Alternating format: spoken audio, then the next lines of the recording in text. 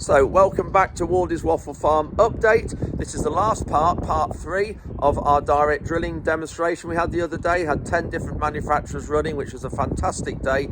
Thank you very much to all of you who came. We had upwards of 300 farmers, which was more than we wanted, but we actually did manage to cope with them really well, which is good because we will be having another one of these. So any ideas on any different formats you want to see, please let me know. I think the only thing I wish we'd done is that where we had our free flow running, I wish we'd had a plot in there that we'd done with the solo so that we could actually have seen that in our sort of normal system around the farm, rather than us direct drilling with it, which we do around the farm, as you know, but it'd have been good to compare our solo and free flow drill against the other direct drills. But anyway, that's for another time.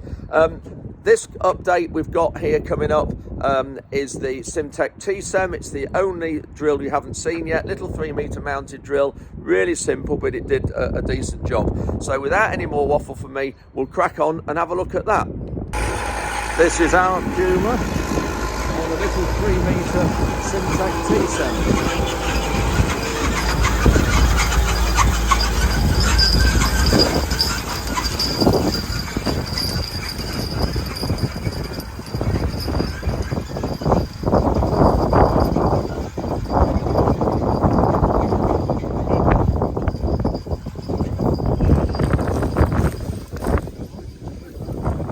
Slots are open on this one.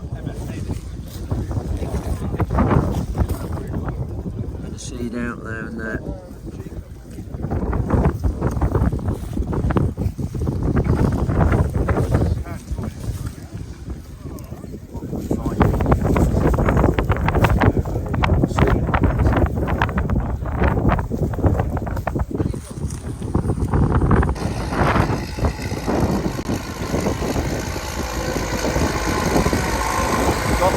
Just cutting in the spot there. I think that ought to be deeper.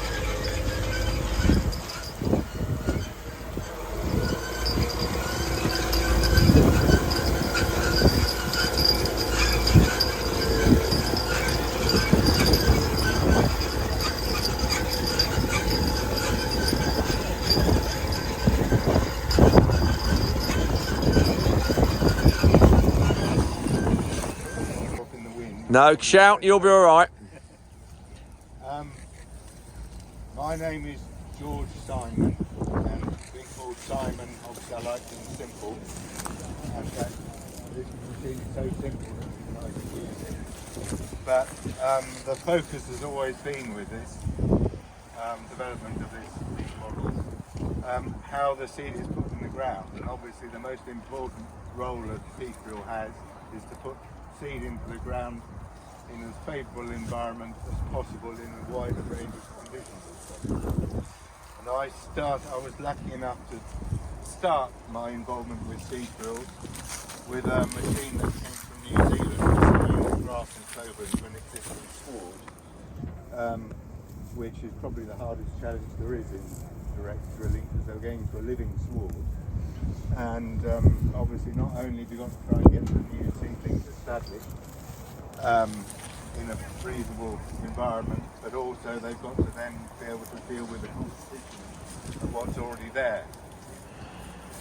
And therefore they came up with a solution which was a bit more radical than the many scatter, scratch and hope systems that exist for sowing small seeds, and also a disc drill.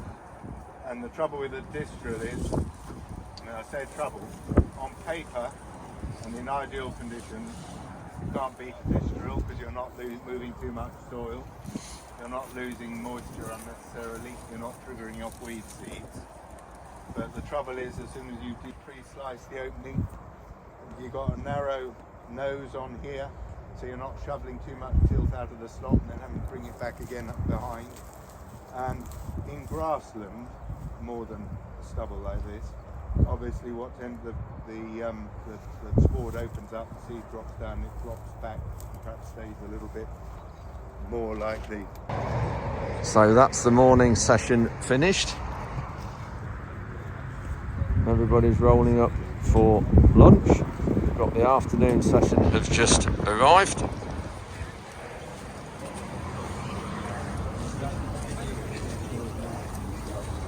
Looking at Tom here, he's enjoying himself. That's good.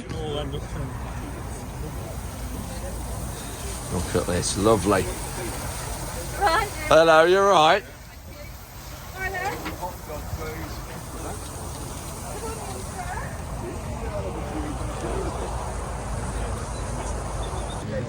So this is just what we could have done without. Rain, and it looks like it through there. You can see in front of that tractor, see the rain.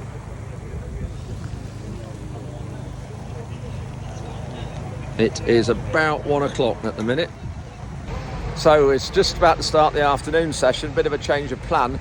We've got rain now just starting, and we've decided to run the drills for the rest of the day without waiting and having a group. So we're trying to get the plots drilled as quick as we can, because otherwise we won't have enough area to yield with the combine at harvest time. You can see down the field behind me, we've got people here still having lunch, but the drills are all starting to run. So we'd normally wait and have a group of 50 at each plot, each drill, and then they'll watch that one and talk about that drill, then move to the next one. But we're not now. We're going to finish every plot, and those farmers who are here can go down to the various plots they want, and if it's still raining and they want to, can go and have a look at and talk about the drills and look at the plots and the job they've done afterwards.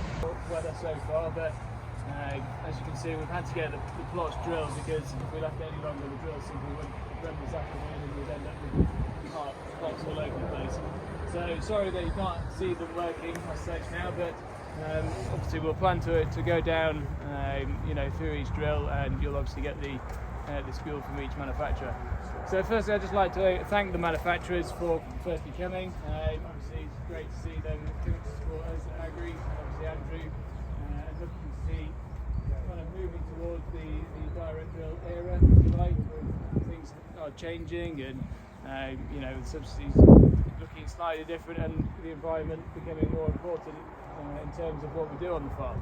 So great, thanks for coming, manufacturers, and obviously thank you very much. Had to change what we're doing this afternoon now. We've finished all the plots, drilling them, and I've just done my talk about the farm and the soils in this particular field, and then we're going to go now down every single drill around the manufacturers, talk about the drill, and then look in the plots as well.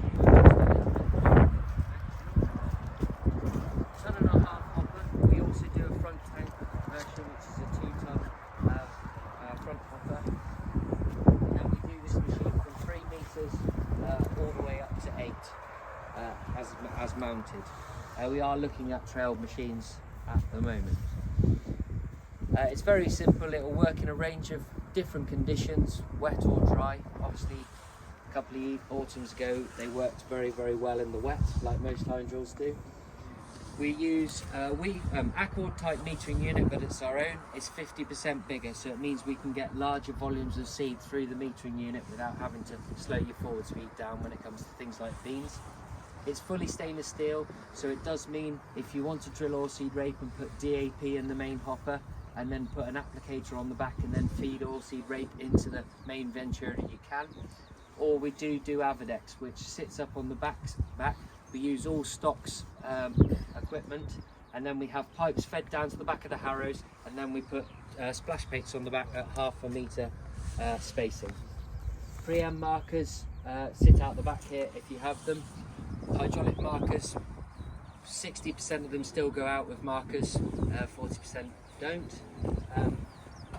We also run what we call a switch box control. Now, a lot of mounted drills on the market, you have a lot of hydraulic pipes going into the back of the tractor. We've got a clever way of using our switch box control. So you have two pipes into the back of your tractor, and then you flick whatever switch you want to use on one spool, which does your fold, your depth control, your markers, your preems, things like that. Work lights are standard, obviously. When it comes to our setting the depth, that's obviously a dramatic depth between oilseed rape and cereals. Your main depth is done on a hydraulic cylinder on the wheel. So normally 2 oranges or 2 oranges and a green are a cereal setting. And then if you want to go deeper for beans, you take an orange out and just use 1 orange, or if you want to go shallower, you add more spaces as you go, and you've basically got the 4 wheels. Rope spacing on the drill, As I mentioned, this is a 5-inch row spacing, but I can run it at 10 inches. These box section spacers that are holding each tine off the central plate can be stacking and loosened, moving the tine into a gate plate.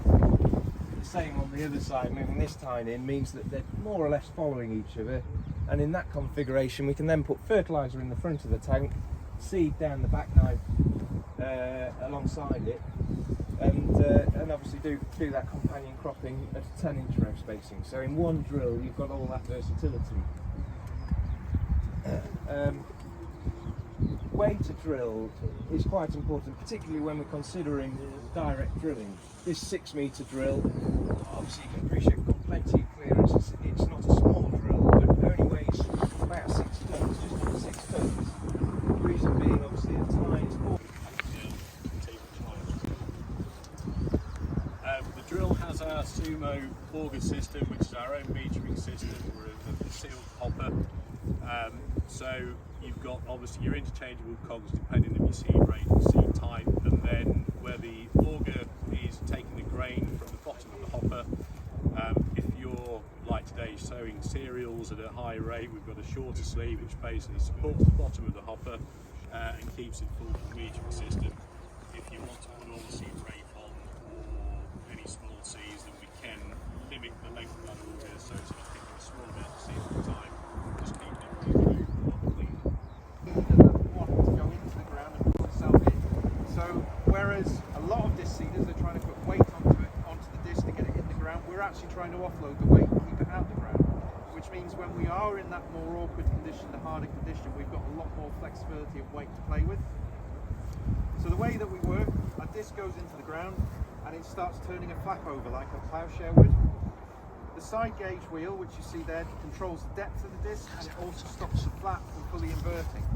A seed boot comes along and then it just dribbles the seed into the bottom of the slot, and then gravity takes over on nice soil and allows the slot to start collapsing in on itself and start closing. And then our firming wheel comes along behind it and starts squeezing that slot closed and giving us the soil to seed contact. Now we can adjust two things here. We've got hydraulic pressure on these cylinders on the row unit, which is where we transfer the weight of the seeder onto the disc when we do have those conditions that we need to run harder. Today we're running at about 30 bar and we can go all the way up to about 80 to 100 bar. And when we did the axle loading with the scales, we found that we were loading about 1.6 tons from the rear axle when we went from the transport position with no weight on the rows at all into our working position. So that gives you an idea of kind of how the weight offloading works onto it. On the rear, you'll notice that we've got airbags on the closing wheels, and that's all adjustable in the cab so that we can change the pressure that goes onto the closing wheel. We don't have a spring or a set of weights where there's only a certain number of options. We can actually put a lot of the pressure from the cylinders on the front and the weight of the seat onto the closing wheels and really firm that slot closed. In conditions where we've got a nice lighter soil with a bit of a private surface on the soil, we can set that really low so that all we're doing really is pulling some tilth into the trench, pulling some tilth into the slot and giving the seed a nice tilth to work into. In these conditions, because the soil is quite plasticine, we're almost having to squeeze the slot shut to get that seed to soil contact. But because we've got that airbag at the back, we're not over closing the slot and making it so that the seed won't actually penetrate the closed slot on the surface.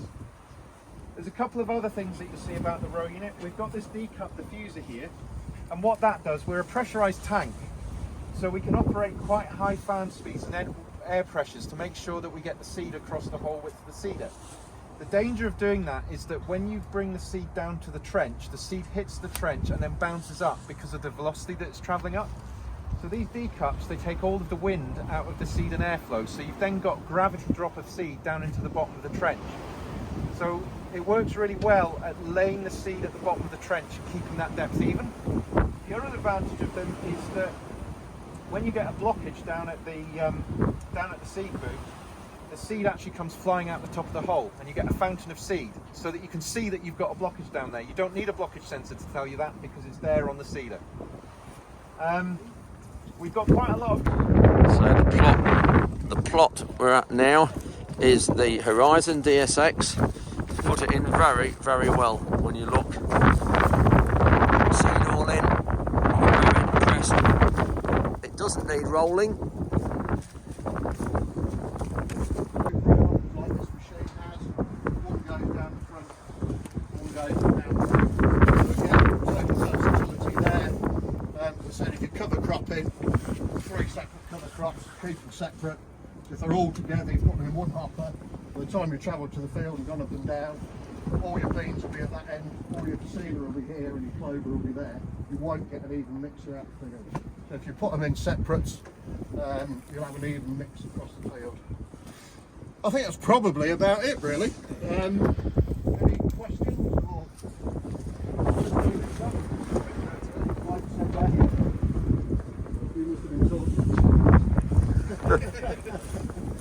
But no, we're about for the rest of the day, so come and have a look, come and have a chat. We've got Gareth Burgess here, who's Regional Sales Manager for Horsch. Gareth, thank you very much for coming today. We've had 10 drills here running in challenging conditions, I think you would say. Yep. This morning's been great. Lots of good feedback from the farmers. Interesting day for you. Good feedback, a well organised day. Thank you for having us. On the whole, the drill performed very well. We had the Avatar here today. It performed admirably considering the conditions. It will be interesting to follow it through and get the results as the growing season progresses, and obviously, all importantly, the combine data of what that gives us and see what we learn. Good to see an event like this on heavy ground, because that's often, I would say, one criticism of farmers at these events, that it's not often on heavy enough soil. Well, I think they've certainly seen a good test here today. I think so. But no, I think, and like you say, the drill performed well, and I think it really did. When you look at it, the plots don't need rolling. Do you normally roll yours after, or would you want it rolling? I wouldn't roll that. No. Some people do, some people don't, but I wouldn't say there's a need to roll that. No, I think it sort of consolidated it, which I think is the right word, and firmed it around the seed enough. Yep. And I think it'll overdo it. But no, I think looking at it, it's been great. And the fact to just spoiled it a little bit, having to rush after dinner and drill while we couldn't see it, while the conditions maybe weren't 100%, but it still put it in well. It did. Yeah, we continued to go after the rain shower. It arguably wasn't perfect, but it was what it is. We didn't know what the weather was going to do. So that's right. It was the right call at the time. But come and have a look at the plots. Whenever you like, send any of your colleagues at all, and then any of the Class Eastern boys want to come and have a look. Anybody at all, and we'll yield it at harvest time, and then see what the results are. And it'll be great stuff. So thank you very much. Brilliant. Thanks, Andrew. Thank you. Cheers. So this is the end of the day nearly. Not many people left now. Just clearing up. We'll fill the soil pit hole in tomorrow. The ones that are left here are just having a last minute cuppa.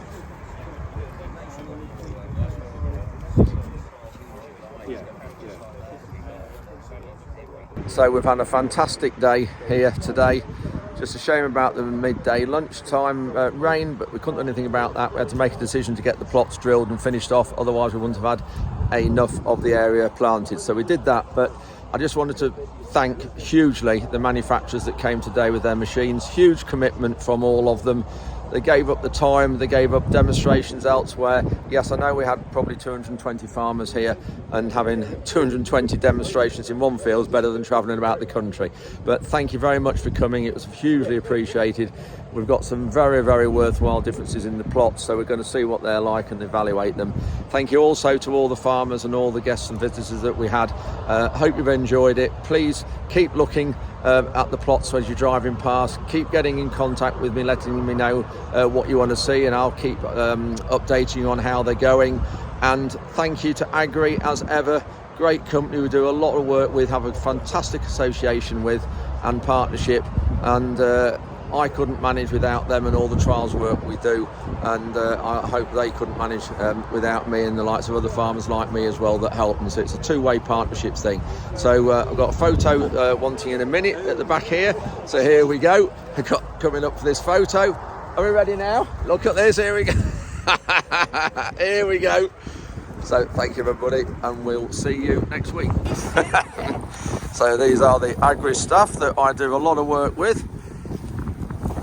We are now looking at the soil pit, going to have a bit of a photo.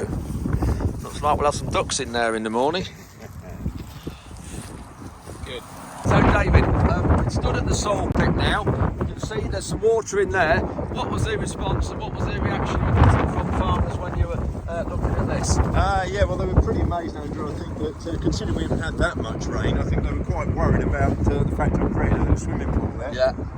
And really what we were saying is that these are challenging soils because the subsoil's an impermeable clay. Yeah. So wherever you hit that, the water stops. Yeah, yeah. So what we're trying to do is we're trying to sort of connect that area with the topsoil to get the roots going through to this water that will be there for late season. Yeah. But what we don't want them to do is to stop where they hit just water, and there to be a restriction in the rooting. So what we've got to try and do is have the subsoil drainage, the upper area is structure, and then the top bit, 2 inches, is really where you want the friability for your seed. And I think that's what you're trying to do. Yeah, exactly. What we're trying to achieve. Yeah. And I think this is what makes these soils quite challenging. It is. When you look at that, definitely. Yeah. See it there, quite clear. In fact, when you look there, you can see there's a bit of fresh water, clear water running in that corner. Yeah, you can see it really well. It's like that's nearly still coming in. You can see it really well here, isn't it? It's actually running out here, look. Let's just have a look at that. It's actually running out. Look at that. Yeah.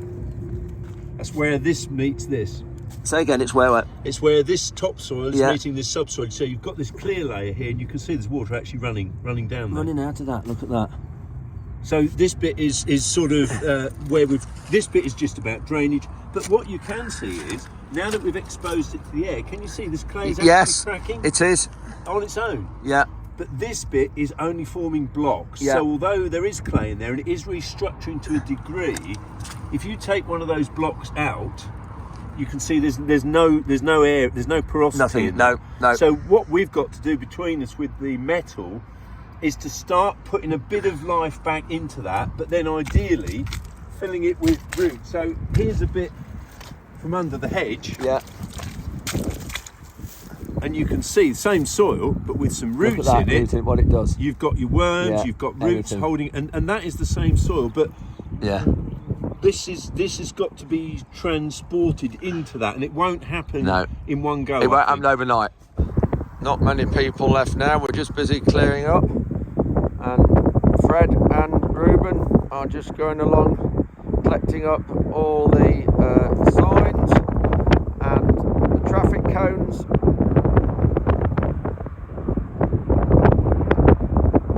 Making sure everything's out in the field tonight. We're now back in the yard with all the drills. Very successful day. Probably 220, 250 farmers came. Thank you to all the manufacturers for the time and effort put into this.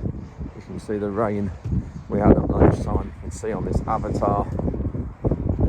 Certainly made it challenging, but the plots are all in, all drilled. We've got to just finish off all around the headlands and things, which we'll do in the next few days.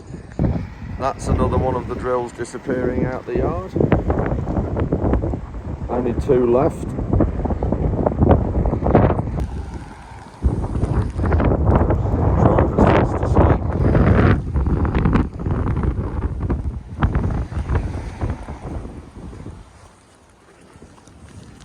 Look at this.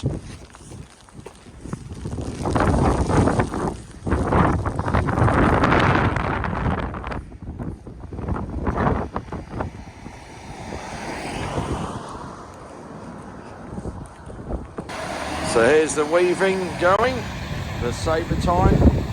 I like that drill, did a cracking job, very simple.